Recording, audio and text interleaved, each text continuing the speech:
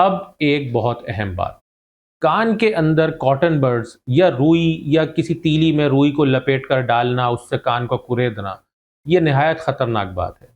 हम में से बहुत से लोग समझते हैं कि कॉटन बड्स कान को साफ करते हैं, लेकिन हकीकत यह है कि अक्सर इसके इस्तेमाल से कान का मैल या वैक्स मजीद अंदर चला जाता है।